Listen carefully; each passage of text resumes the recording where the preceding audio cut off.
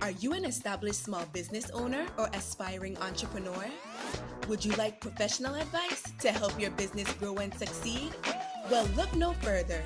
The Virgin Islands Small Business Development Center is the territory's #1 resource to move your business forward. Enjoy no-cost advising, low-cost training, and technical assistance from experts in both the public and private sectors. The VISBDC is nationally accredited and sustained by the University of the Virgin Islands and the U.S. Small Business Administration. Visit us at our locations on St. Thomas, St. John, or St. Croix, and follow us on social media at VISBDC. For easy access to all our training and networking events, be sure to join our newsletter and download the VISBDC app. The Virgin Islands Small Business Development Center, here to help your business start, grow, and succeed.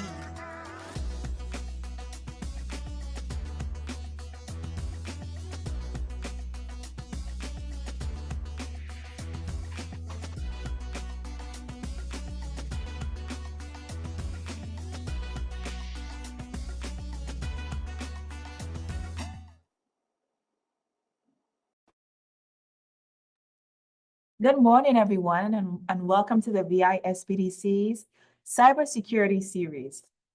Today's session is entitled Ransomware and Cyberthreats. Today's session will equip USVI small businesses with the tools necessary to secure their data and electronic information. Participants will learn common fallacies for small businesses regarding cybersecurity, the type of threats encountered, strategies for combating ransomware threats, and how to get started. Allow me to introduce today's lead presenters, Eric Patterson and Robert Lower. Eric Patterson is the Director of Network Operations at the University of the Virgin Islands.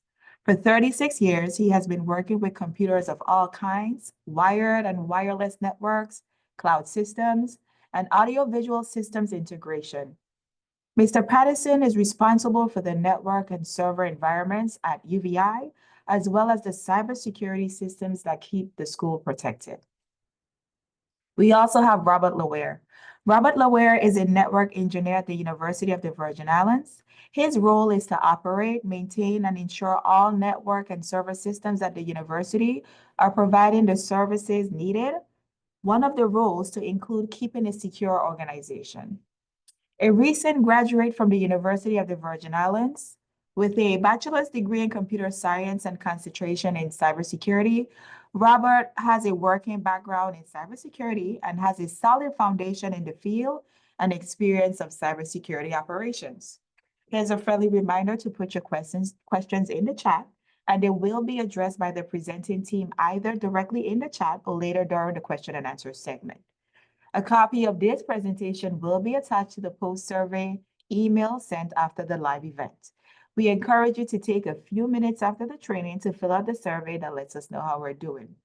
So at this point, we're going to have Eric sharing his screen so you guys can see the PowerPoint. So without further ado, Eric and Robert, the floor is yours. All right, excellent. Thank you so much for that great introduction, Sharika, and good morning, everybody. Glad to see you here, and glad to be able to present this for you today. Today's presentation is probably one of the most important cybersecurity topics we can cover for you because it is probably the most serious and threatening of the discussions that we have been presenting on cybersecurity attacks and ransomware. So this is a very serious thing, and definitely take notes and feel free to ask questions because there is a lot of information here, and I know that this is something that everybody will want to understand clearly. Okay. So why is this important? This is the kind of thing from the UVI perspective anyway, as with all of the businesses that you all participate in, you're required to protect and provide security and safety for all of your customers and stakeholders their identities and their private information. When you implement cybersecurity best practices, it's important for all the individuals and organizations of all sizes to protect that personal, financial, and sensitive information, and for government and private entities developing and implementing a tailored cybersecurity plan and set of processes is key to keeping you protected and maintaining your business operations. Just some quick notes here. Some of you may have seen this before, but feelings towards cybersecurity, 78% of people consider staying secure online a priority. Not everyone, interestingly. 34% noted that they often feel overwhelmed by information and as a result minimize their online actions. 46% feel frustrated while staying secure online. And 39% of users trying to keep safe felt information on how to stay secure online is confusing. And I can understand that. There's a lot of information there. Online behaviors, only 33% of individuals create unique passwords for all accounts. And only 18% of individuals have downloaded a password manager.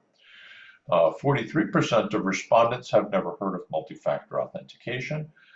Out of the 57% of the participants who heard about it, only 79% applied it at least once, and 94% of them reporting that they were still using MFA. All right. So, yes. Sorry to interrupt. Can you put it in slideshow mode so we can see it full out and bigger? Yeah, sure. No problem at all. Thank you. And let me click through here.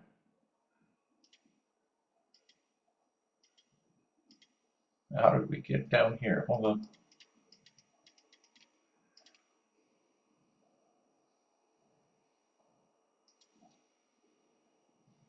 One moment. We're on the wrong slide.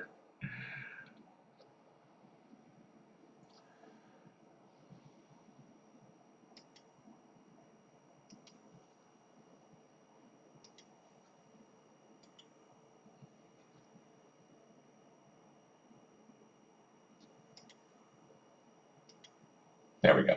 Okay. Okay.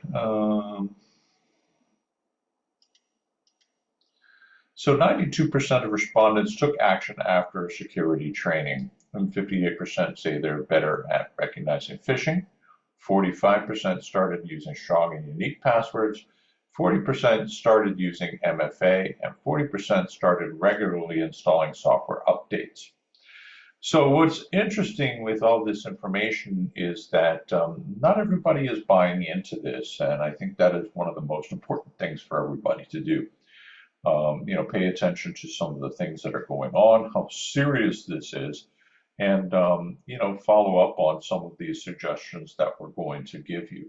So for the next slide, hand that over to Robert, and he's going to present on that. All right. Good morning, everyone. All right. So one of the ways that business owners, you would like to have your business secure, you would want to establish a strong posture in cybersecurity defense. So these are some ways that you can use common practices to help prevent you from being exposed to an attack. Ransomware and all these cyber threats are constantly evolving. So it is important to, establish these best practices to reduce the risk of an attack happening. The use of strong passwords, you want to make sure that throughout all your accounts that you're using strong passwords, using different passwords where you use different varying character sets, complex passwords, numbers, symbols, uppercase, lowercase. Additionally, you can try to use longer passwords with more characters in it, such as, for instance, you want to have your password to be 24 characters long, which makes it even harder for an attacker to try to break or hack your password. For instance, you can use a simple passphrase as your long password, which will be easier for you to remember. my favorite color is blue.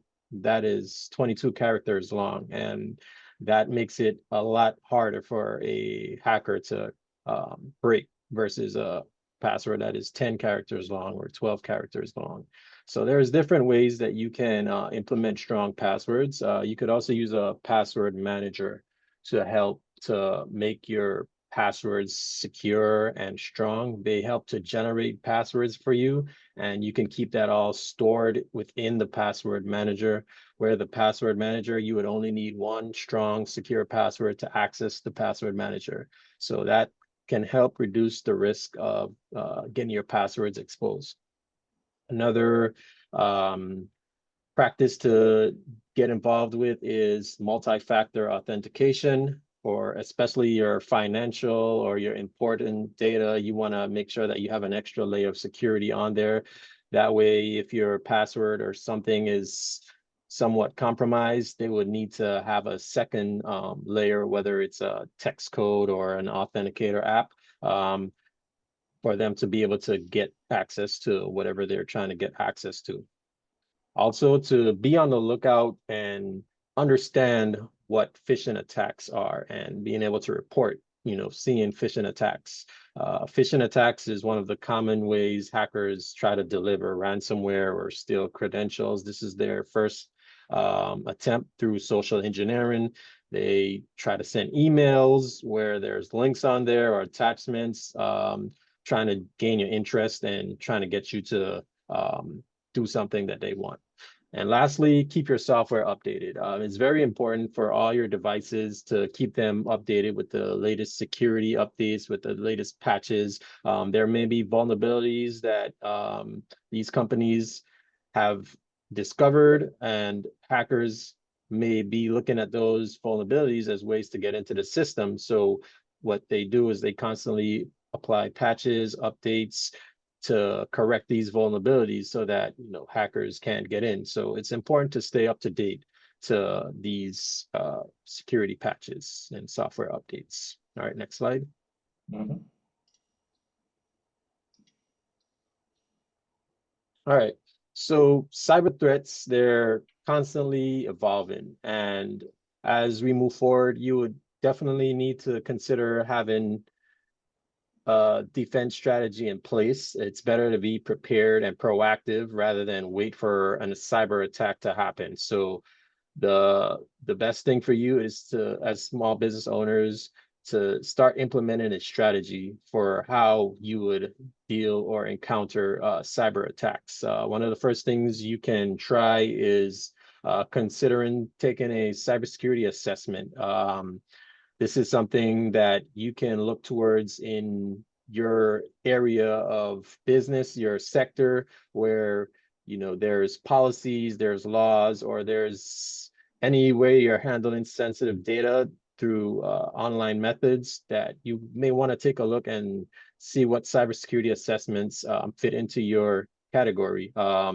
You may be handling payment data where PCI compliance is crucial, or you may be in the healthcare, handling healthcare information where HIPAA regulations apply, or if you're doing government, you might have to apply with federal or local security requirements. So a start would be to get an assessment. There are many government and their federal agencies that can aid you in that. One of them, it's CISA. It's Cybersecurity and Infrastructure Security Agency. There's NIST, National Institute of Standard and Technology.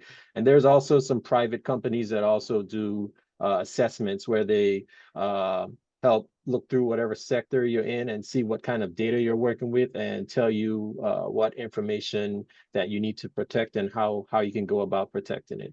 Also, you want to create a cybersecurity,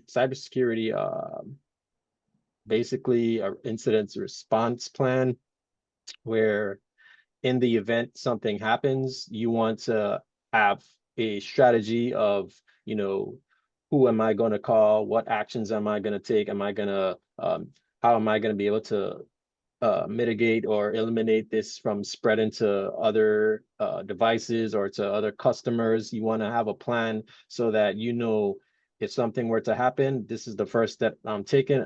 If law enforcement has to get involved, then you would, have all of that detailed information in there, documenting all the things that you need to. So that's important to have a incident response plan. Don't wait till an attack happens and then you are stuck trying to figure out how you are going to recover, because with small businesses, this can take a serious toll and it can even cost you your business. Also, you can work on establishing some security practices such as, passwords and other strong enforced methods where you can help secure your baseline with your cybersecurity. And also pay attention to cybersecurity trends that are going on, especially in your market area. There are a lot of cyber incidents happening daily, and it's important for you to stay up to date on these topics, because they could happen to anyone. They can happen to your fellow business partners, or it's always important to pay attention to the latest threats, vulnerabilities that are trying to reach out to all these businesses. There are a lot of resources online that share information, newsletters. A few CISA, they do newsletters, they have guides. We have SANS. It's another company that provides newsletters, attacks that happened, or ways that you can help better secure. There's a lot of free online resources that you can utilize to help secure and stay up to date. All right, next slide. All right, so what are cybersecurity threats and ransomware?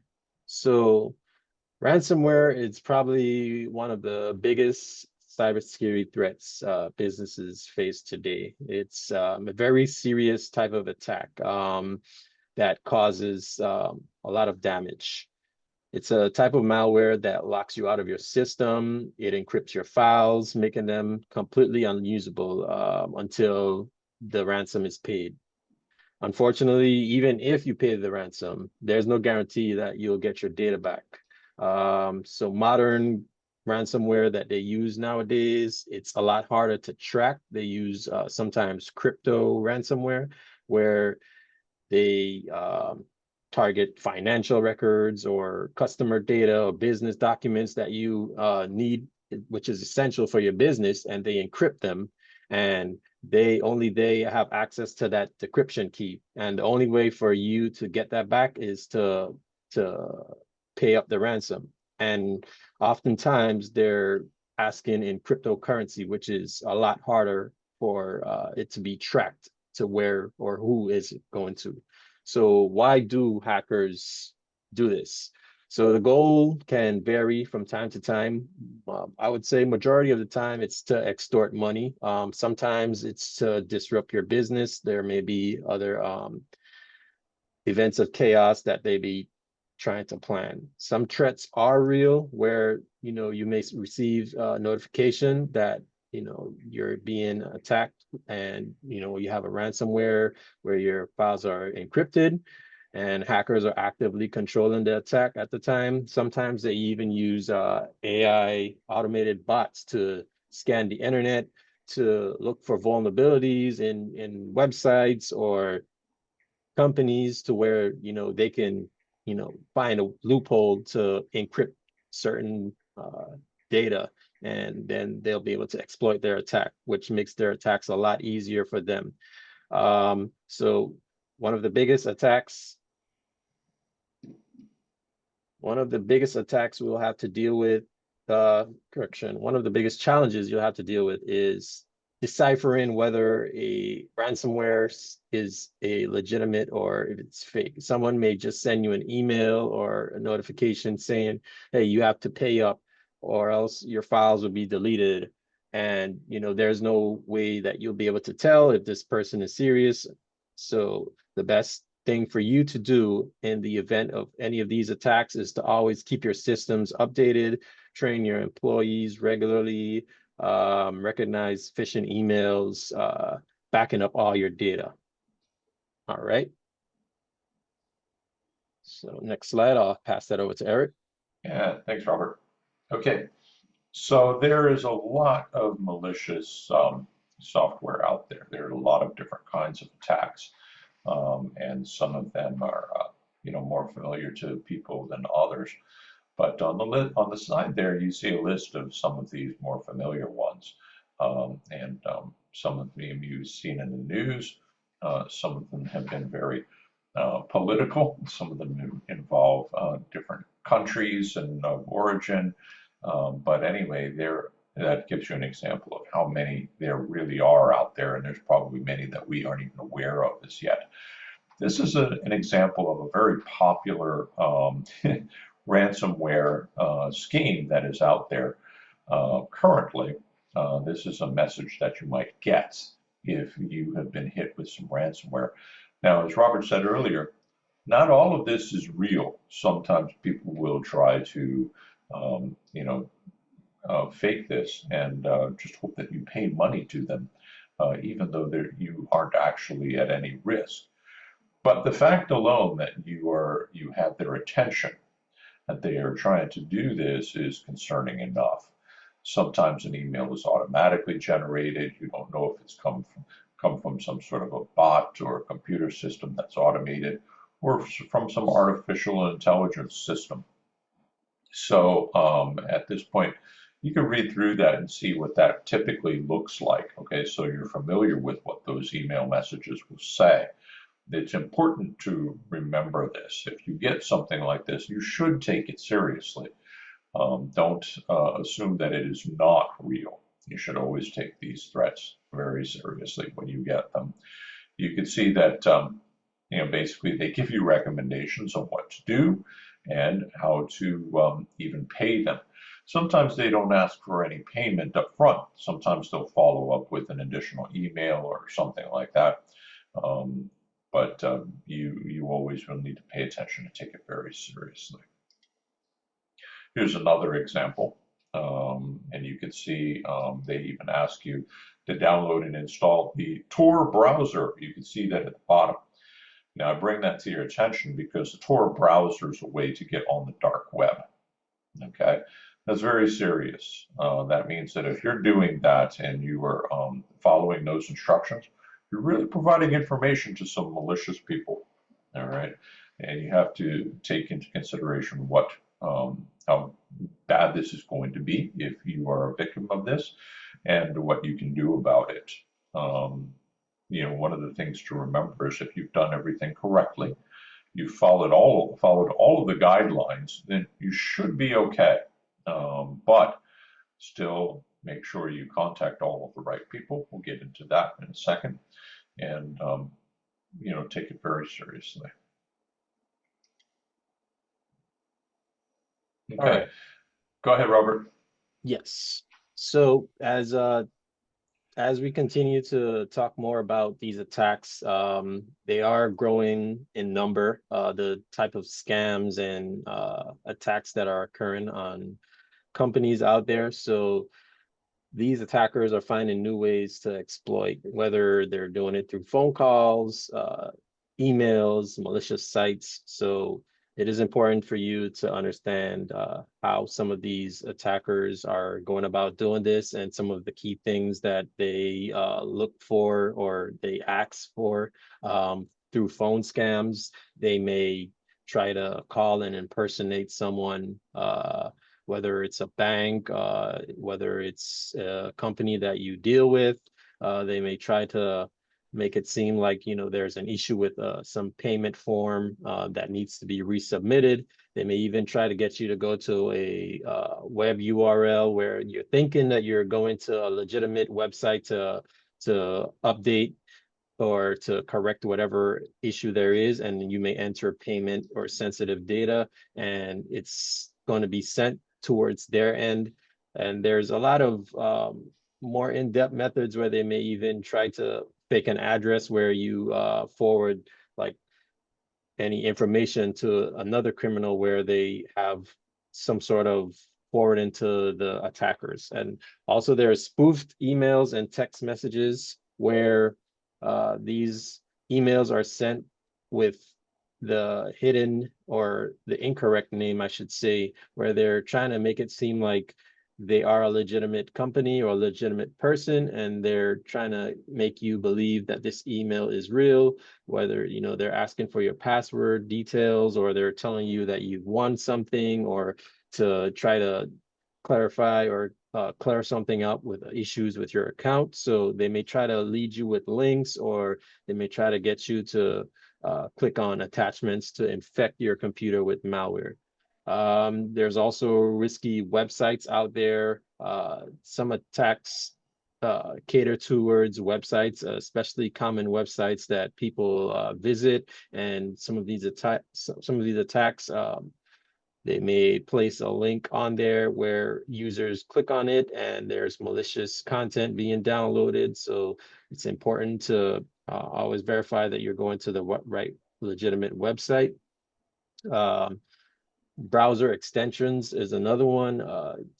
Google Chrome, there's a lot of extensions that you can add onto your browser for different tools and different features that you want to use. They try to create or even expose some of these extensions where they use to track your data, or they use to inject malware into your computer. So it's important to stay informed of all of these different types of attacks, and to always be cautious when you are dealing with an email or a website or a phone call, when you're giving out sensitive data, to always, you know, verify your who you're dealing with.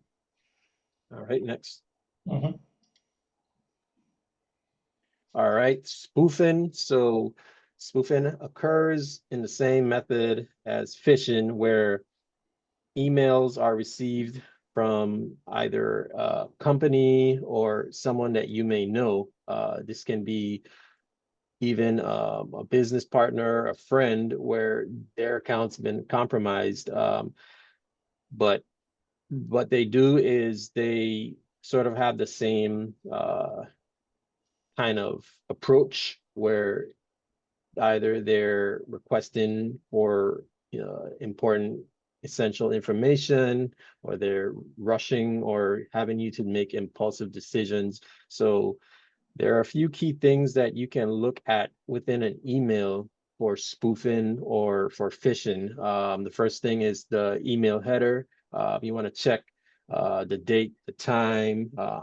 Are you receiving a request at 2 in the morning to send financial data? The subject line, it can be very enticing or captivating, where it's like, you've won a prize, or you have a deadline to submit this information, or there are penalties where something may be deleted.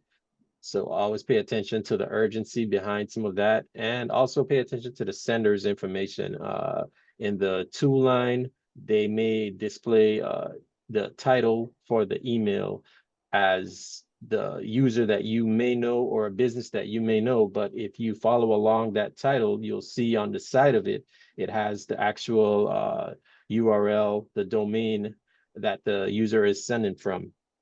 If it's from Amazon.com, it should have somewhere in there that it's from Amazon.com and not this fake domain, such as on the side here, we have helpdesk8754.com. They would try to make you believe that it's real by putting Amazon support, but what they can't do is use a legitimate domain unless there's an account that's been exposed on Amazon to fake that email. Also, you want to pay attention to the email content, whether, you know, the language in there, if it's professional, if it's a lot of grammatical errors, the tone of the language, it makes you feel scared or pressured. What type of information they're requesting, if this is someone that you normally share this type of information with. Also, if there are links provided, are you expecting someone to send you an attachment or a link? Is this someone that you deal with regularly, or this is Like for instance, you reached out to your bank about something, then you should be expecting an email from your bank. But if it's just regular out the blue, you receive an email from your bank, first thing you would want to do is go to the official website on your web browser and check from there, or you would make the phone call to the number that's for your bank. So these are a few things to look out for. Look out for the inconsistencies with the signatures, where the number or the email or any of the information may not be correct.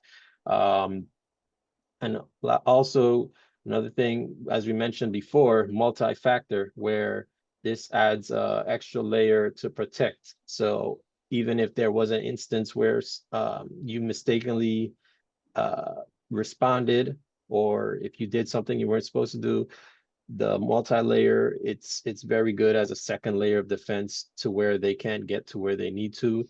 Also with your web browsers, your email providers, you want to make sure features like email filtering to block phishing that's been known towards the provider.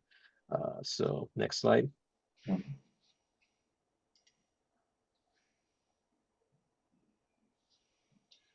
Okay, before we move on with this, I want to take a few minutes to discuss one of the most widespread and costly kinds of cyber attacks that many people have fallen victim to. Just to give you all a sense of how very serious this really is, and you know, how the actual social engineering of these attacks can really be very damaging. And this includes the kind of situation that we've described a little earlier here, where a person might get an email or a phone call from somebody, and let's use Amazon as an example, because that is often a company that they use in these scams and attacks. And you might get an email or a phone call, and somebody who's not very good with technology might be on the receiving end. Well, what ends up happening is that the criminal on the other end will actually convince the person that something needs to be done about a payment. And many people, because they're not very good with a computer, or they're not good with these systems, they don't understand that this could actually be a scam. And so what they try to do is they try to help to resolve the situation. The person on the other line is very, convincing, and a lot of times they're very nice, and they know how to speak to people to try to gain their confidence and make them feel comfortable. As these scams progress, what eventually happens in many, many cases, even though a lot of us will find this unbelievable, is they have the person actually bring up their bank information to try to make the payment, and this is on a computer that is being shared. So they're looking at the screen of the victim in this case. And what they do is they take a screenshot of what's being shared from the bank. And as the person is trying to make the payment or make this correct, the criminals on the other side have taken the screenshot or taken the web page, and they have edited it so that it appears that something else is not quite right. And so they show this to the victim, and the victim then feels like, oh, well, something is wrong, I have to do something. And the people go so far as to even threaten to call the police and call the authorities. And some of this is a degree of acting that many of us would find ridiculous and silly, and there's no way we would believe this, but people do. And a lot of people fall victim to it. They end up sending cash, money, to an address someplace where there is a mule or somebody who's going to collect that money and send it off to a foreign country. That's how significant this is. That's how deep it goes in many cases. So the spoofing and the con artists and the scams, It really costs people a lot of money, and people often lose thousands of dollars, tens of thousands of dollars in some cases. So it's important to note that this is very serious for the average person. And so people do want to be paying attention and mindful that these scams are out there. So what do I do? Don't panic and don't react by replying to the email or call. So don't engage in any communication with those threatening you. Follow the cybersecurity incident response plan you have developed. What do I do? Okay, and step by step. It goes through everything that you want to do, and you contact all of the correct people. Could be local law enforcement, the FBI, CISA, and somebody who is responsible for taking this kind of information. In our case, we've contacted the FBI, several cases, and local law enforcement. Document everything that happens, everything. It could be screenshots, it could be copies of the emails, it could be, just, writing it down, what happened. Scams happen to millions of people, and don't be embarrassed to report the problem or even a suspicion of a problem, because that prevents many of these things from being reported and followed up on.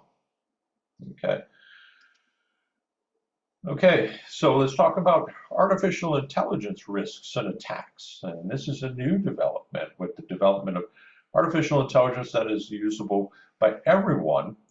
It can now be used for malicious purposes. Everybody has access to this stuff. A lot of you have experienced maybe Microsoft Copilot or ChatGPT, or I think, what is it, Gemini on Android phones. There's some others, I think even Siri is using some ChatGPT and other things. It's out there for everybody to use. If you use AI, remember that critical and confidential data should still never be provided. In any case, AI is not private or fully secure at this time. So, putting information in there that could potentially put you at risk is a bad idea. Don't ever do that. AI is very often used now to scan or probe your network and other systems for vulnerabilities and provides the hacker with information on how best to exploit them. So it helps to provide advice to criminals on how to attack you. You think that these things should be not allowed, but there's a lot of forms of AI out there where people can download it and install it locally, and so nobody has any control over how it's used. AI can even assist an attacker with research on your company, your employees, and customers, so it can help to create a believable social engineering attack. So they could come up with a list of employees, who's doing what at the company, and those people can actually practice, okay, like they're playing a role about how to pretend to be this person or that person. And somebody in accounting, our bank account information has been changed, so send the payment now to this information instead. And before you know it, somebody has your money. Be very careful about those things. Okay. All right. Go ahead, Robert. Thanks. Yeah. So throughout this whole presentation, we're just trying to get you to get in the mindset of staying cyber aware. Cyber isn't just a one-day thing, 1 month thing. This is a yearly thing. We do this every day, making sure that you're doing what you can to practice good cyber hygiene, I would say. So one of the best and most important things as small businesses is for yourself and your employees to make sure that you're doing cybersecurity training. It doesn't have to be extensive, it doesn't have to be in depth, but just make sure you're covering just the most important topics. As we mentioned, doing strong passwords, if you're protecting from phishing, and making sure that your systems are updated, making sure that you're educating each other about the importance of doing a lot of these things, and the drawbacks of what an attack or what would happen if we aren't secure in where we need to be. So we need to focus on that. Also, you want to be aware never to share your information over email or over the phone, even if it's from someone that you trust. It can be someone like a friend, a colleague. Sometimes an attacker may be able to expose that person. They may use social engineering as to look up, who in your circle that they can use to try to hijack an account and to send you a fake email. Always verify through the proper channels, any request that you receive, for money or personal information, make sure that it's legitimate. Trust your instincts. If something doesn't feel right, always validate that. Stay current with the cyber trends and the events that are happening. In the month of October, we have Cybersecurity Awareness Month. There's a lot of good information put out there, a lot of free resources out there. So it's always good to stay alert with everything that's going on, especially towards your business category, the sector that you are in, to help to keep you up to date. All right.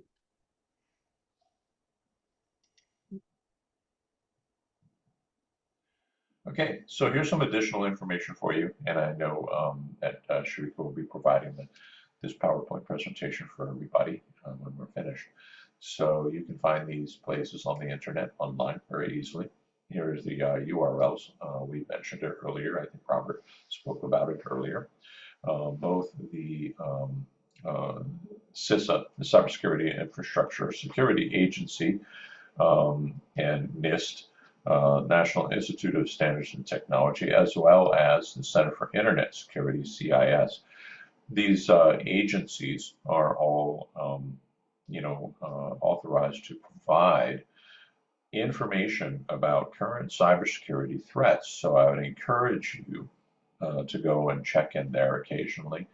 A lot of the information is very, very detailed. So I do understand that some of it is hard to go through, but what you should do is learn about your own systems and make sure that the things that you use, okay, let's say you have some systems in the Microsoft Azure cloud, or you use VMware, or you have a Microsoft Windows server, or you use Microsoft Office 365.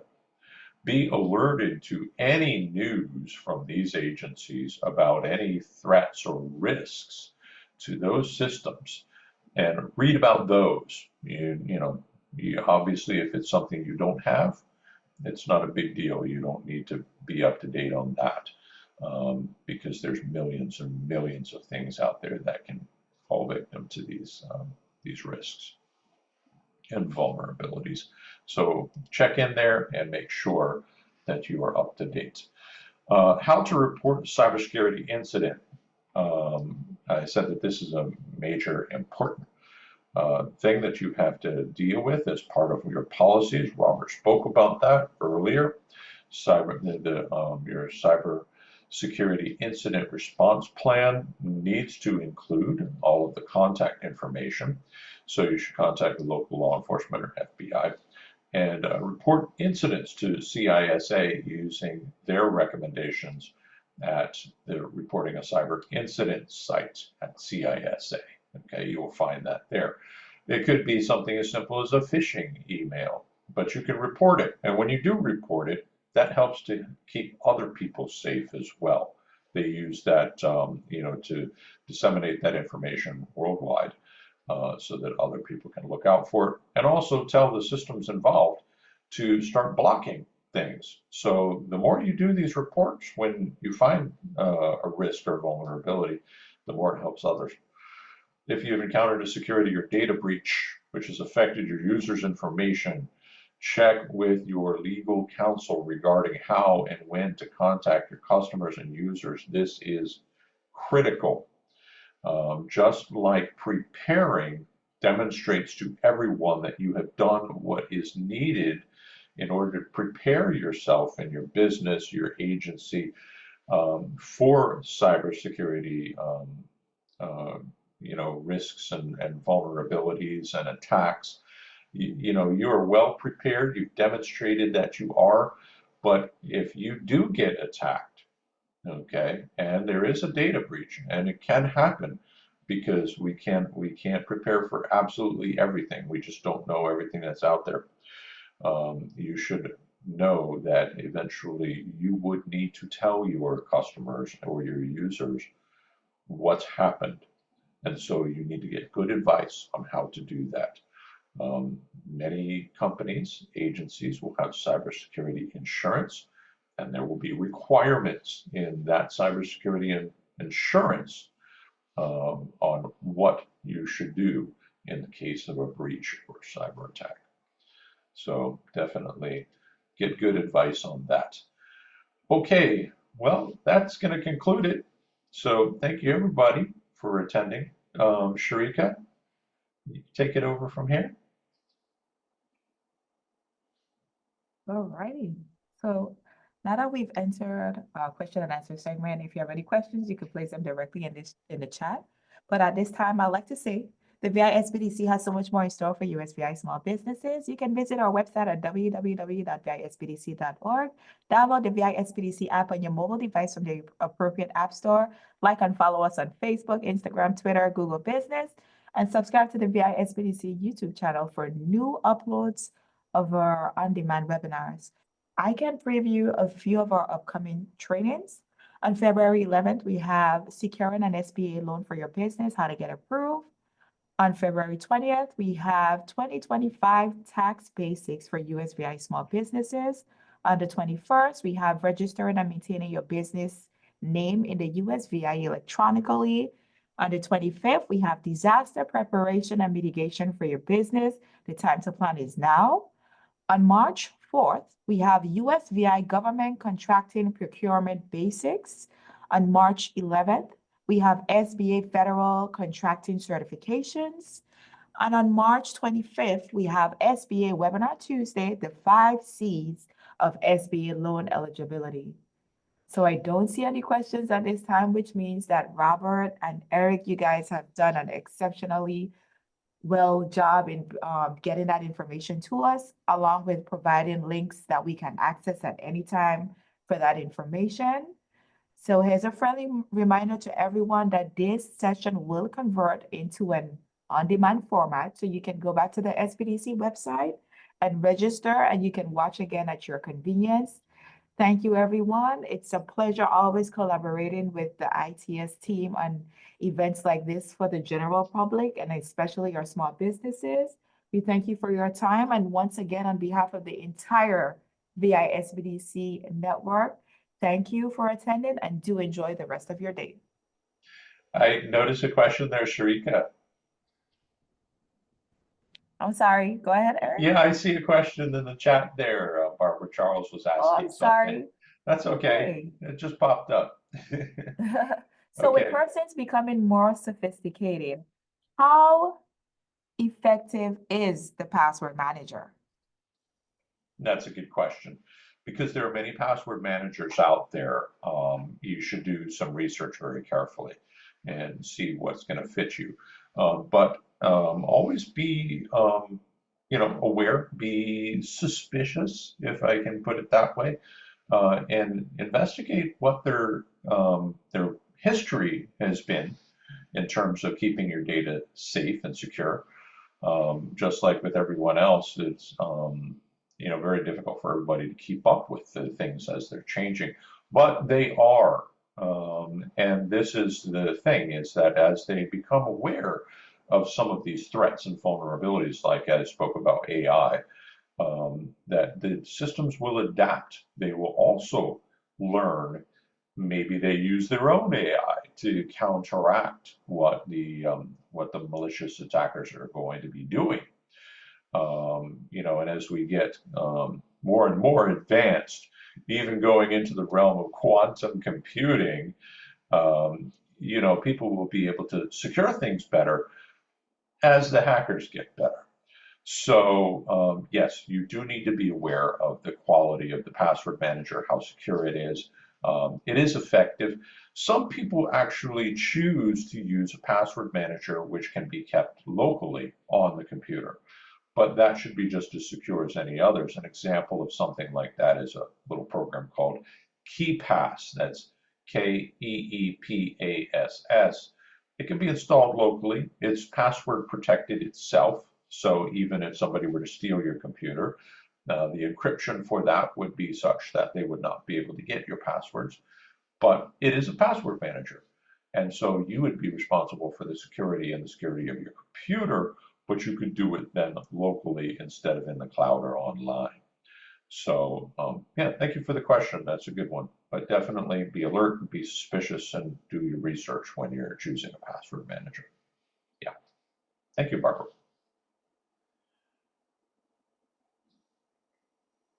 Okay. Any other questions?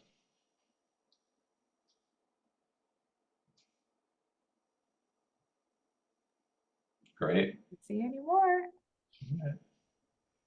Alrighty, so we're good to go. So once again, on behalf of the entire VI SBDC network, we thank you for your time and attendance today. Do enjoy the rest of your day.